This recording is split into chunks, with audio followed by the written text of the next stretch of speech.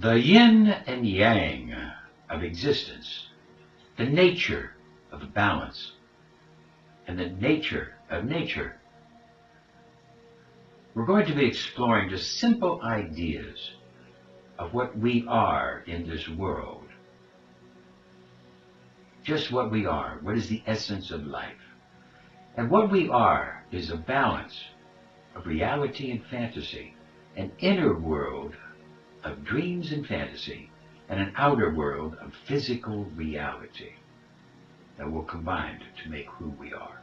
When you observe the world, you see people, you see houses, you see the sky, you see tangible objects. Tangible object, that's the word we use. The building, the phone, the computer, the lake, the people. Tangible objects, things that exist in the physical world, that exist, and we can touch them, feel them. But when you observe yourself within, you see moving images, a world of images, generally known as fantasies. Yet these fantasies are facts. In the inner world, we see more emotions. We have feelings. We see things, emotions, motions. We have movement. We have feelings. We have words, but few of them. It's a fact that a man has such and such a fantasy. And it is such a tangible fact, for instance, that when a man has a certain fantasy, another man may lose his life, or a bridge is built. These fantasies are reality. They have a reality to them. Because when, like he says, when one man has a certain fantasy, another person might die. Those were all fantasies. Everything you do here, all of the houses, everything was fantasy to begin with. And fantasy has a proper reality. That is not to be forgotten. Fantasy is not nothing. It is, of course, not a tangible object, but it is a fact nevertheless. The fantasies, the dreams, they are fact. That's how they built this bridge. Somebody dreamed this bridge, conceived this bridge, and with his mind in the inner world, constructed it. See, a form of energy. Despite the fact we can't measure it. It is a manifestation of something. And that is a reality. That is just a reality as, for instance, the peace treaty of Versailles. As we grow from a child, our minds grow and develop an inner world that is just as important, in fact, maybe more important, as the physical world, because it will interact and blend with each other. You can't show it, but it has been a fact.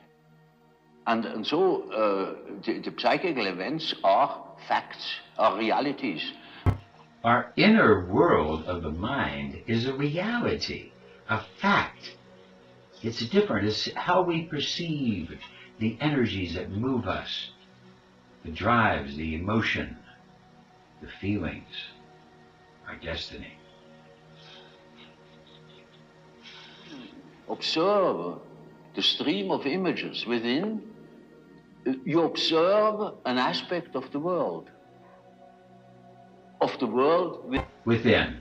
You see, inside our minds, these powers, these images, our connection to the all, our connection to the universe. It's very important because our soul is immortal.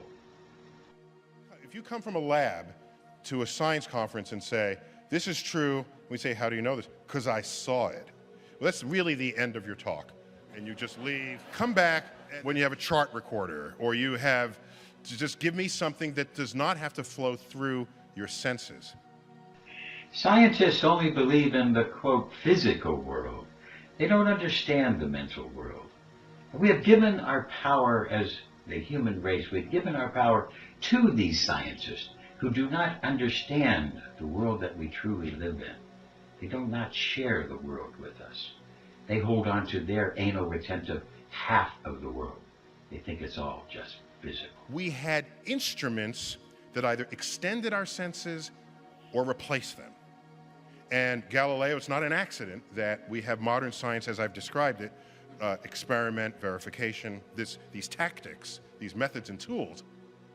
Well, Neil, you're kind of an asshole. You didn't remember in grade school that they taught you about concrete and abstract nouns. That concrete were the physical, the tangible, but yet we had abstract nouns to describe our world, describe our mind, things that could not be touched. Abstract nouns like confidence, patriotism, sadness, bravery. These are all things that are part of that mental world. They cannot be touched, but they exist. There is definitely a fantasy dream world in our minds. There is a world in the minds. Plato said it was the world of forms that came through, and our ideas shaped things. In the numbers, in mathematics, we have rational numbers, irrational numbers, and imaginary numbers. Yes, there's a thing in mathematics we have to learn about imaginary numbers, because even in the world of numbers, things are not so physical. Things vary.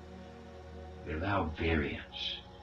We allow it to be so that the numbers reflect how the world is composed. Mathematics really determine the laws of nature, but yet even in that mathematics, we see this yin and yang. We see that there's a give and take. The mental world, the world of the physicality, and that they blend together, and at no place is there no yin, no yang. Every place where there's some, there's a blend. Everything is always a blend. It's intermixed.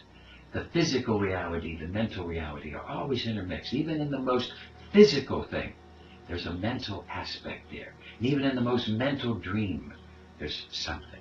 Carlos Castaneda called it a separate reality. And Carl Jung said, until you make the unconscious conscious, it will direct your life called fate. There is a mixture. We need to understand that there's reality in both, physical reality and in our dream reality. Edgar Allan Poe challenged and dreamed beyond, deep into the darkness, peering, wondering. Maybe one day we'll find a place where dreams, reality could collide. No, every day your dreams and reality are intermixed, codependent. They all collide every day. Everything is a mixture. It's all a yin and yang of the mind and the physicality, blending together, shaping who and what you are, who and what I am, who and what we all are. We are body, mind, spirit, social and environmental, all mixing.